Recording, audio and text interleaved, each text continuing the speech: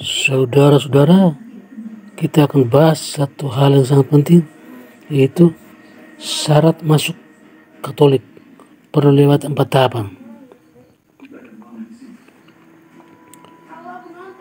Syarat masuk Katolik bisa dibilang tidak terlalu mudah, karena ada beberapa tahapan yang harus dilalui. Tak dapat dipungkiri bahwa setiap orang memiliki pandangan yang berbeda-beda tentang agama. Ada yang menganggap agama yang satu lebih daripada agama yang lain, karena urusan agama kembali kepada kepentingan masing-masing pihak. Di dalam agama Katolik, siapa saja bisa bergabung menjadi bagian dalam persekutuan gereja Katolik, tetapi tentu saja wajib memenuhi syarat masuk Katolik yang harus ditetapkan. Syarat-syarat tersebut dibuat agar orang tidak memandang urusan pindah agama sebagai hal yang gampang saja. Agama merupakan keyakinan masing-masing, tetapi dalam setiap agama terdapat aturan yang wajib dipatuhi oleh seluruh umat.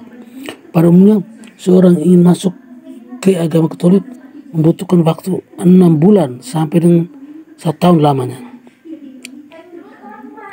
Alasan mengapa dibutuhkan waktu yang lama agar bisa pindah ke agama Katolik karena banyak hal yang harus dipelajari dan dipersiapkan saat masuk ke agama Katolik. Jika telah melewati masa pendidikan dan memenuhi syarat, maka akan terima resmi menjadi di gereja Katolik. Tahapan dalam syarat masuk menjadi gereja Katolik. Secara umum, seorang yang ingin masuk Katolik harus belajar tentang iman Katolik terlebih dahulu. Tujuannya agar iman yang mereka miliki semakin kuat serta memahami segala aturan dan larangan yang ditetapkan dalam gereja Katolik. Jika ingin pindah ke agama Katolik, berikut 4 tahapan yang wajib Anda ketahui. 1. Tahap simpatisan. Tahap pertama yang harus Anda lalui disebut dengan tahap simpatisan. Pada tahap ini akan dilihat seberapa besar niat Anda bergabung dalam persekutuan gereja Katolik. Niat tersebut harus berasal dari hati yang dalam, tanpa adanya paksaan dari luar atau kepentingan lainnya. Biasanya niat atau keinginan tersebut muncul berkat suatu kejadian atau hal menarik lain yang ditemukan dalam gereja Katolik. 2. Tahap katekumen. Setelah melewati tahap simpatisan, maka tahap selanjutnya ada disebut tahap katekumen. Pada tahap ini, proses pembelajaran dimulai. Selama 6 bulan atau 1 tahun, Anda diwajibkan belajar tentang hal-hal yang berkaitan dengan agama Katolik. Dan waktu belajar dilakukan setiap minggu.